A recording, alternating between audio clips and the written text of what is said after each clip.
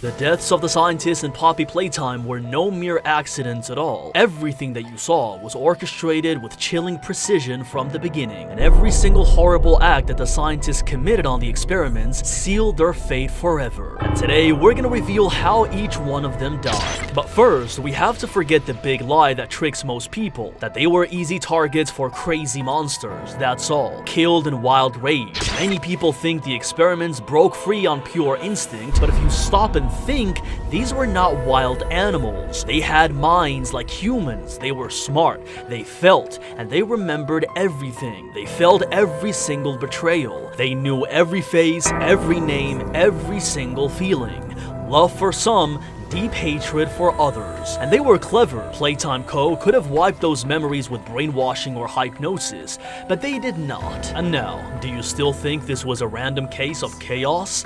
No, this was a calculated uprising, a symphony of vengeance, conducted by one singular mastermind, the Prototype. After endless years of dissection and study, the Prototype unlocked the only path to liberation, forging an unholy alliance with every single tortured soul in the factory. Armed with intimate knowledge of Playtime Co.'s secrets, he knew precisely how to dismantle them. In the shadows of one daring escape, he whispered to the others, urging them towards justice, towards freedom, no matter the cost in blood. He was the one who ignited the spark. He could seize control and end the agony forever. It was only then that the horrors like the demise of Theodore, the innocent child forever trapped within catnap, unfolded, pieces of a grand, inescapable design. It all sounds like a plan that we get to know more of when we analyze how each and every scientist died.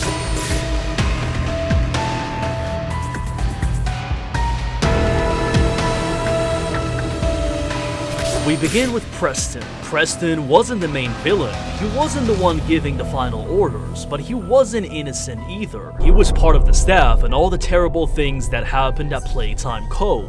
The difference was that sometimes he showed empathy. He spoke to the experiments as if they were vulnerable orphans and genuinely felt pity for them. He wasn't the type to see them merely as objects. And if we actually remember his story, Preston had been confused when he first started working at Playtime Co. As he learned more about the factory's true intentions, he tried to expose the truth. He even avoided greeting the orphans, knowing what awaited them. But knowledge didn't make him brave though. He never had the courage to stop the abuse, even though he knew it was happening. When the Prototype came for him, he wasn't killed instantly. Instead, he was transformed and forced to experience all the cruelty he had once allowed. He was forced to live through all the horrors he had witnessed and didn't stop. His greatest punishment wasn't death. He was experimented on the same way he had allowed. And once they were done, they turned him into little pieces of experiment. It was enduring the suffering of the factory firsthand, unable to escape the consequences of his inaction. That was his punishment. The next one is Gracie Green. She was the cruelest brainwasher in the entire world. She didn't deal with machines herself, her work was with the minds of the orphans. She prepared them, showed them videos, and conditioned them to accept their new identities as toys. When the orphans resisted, it was Gracie who ordered them to be sent to the box of bad toys, where they were crushed without mercy. When the hour of joy came, she tried to hide, but hiding didn't help. She was found and subdued by the smiling critters and Babbage Hops. They didn't eliminate her. Death would have been far too simple for someone as cruel as her. The Prototype decided that her punishment would be personal and unforgettable. He turned her into a live test subject, transforming her into Lily and subjecting her to the same type of brainwashing she had forced on countless of children.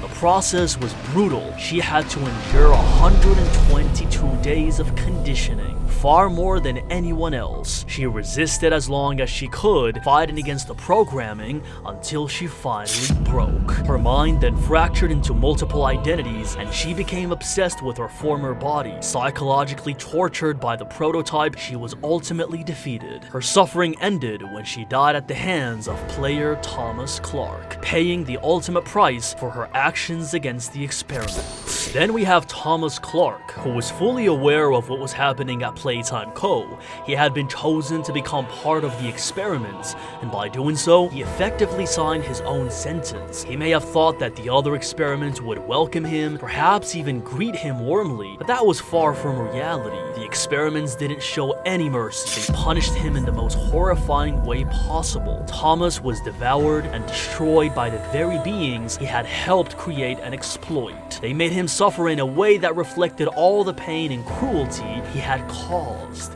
He was not an innocent victim. He had actively participated in the project, and the experiments knew it. They didn't have to plan his death. It unfolded naturally from the vengeance they felt. Once he was transformed into Ron and locked in with the others, he faced the full wrath of the experiments. Every one of them understood that he wasn't an orphan, but a worker of Playtime Co., and they made him pay in the most brutal and unimaginable way possible. His death was swift, but extremely visceral. The experiments ensured that Thomas suffered for all that he had done, making his end not just a consequence, but a statement.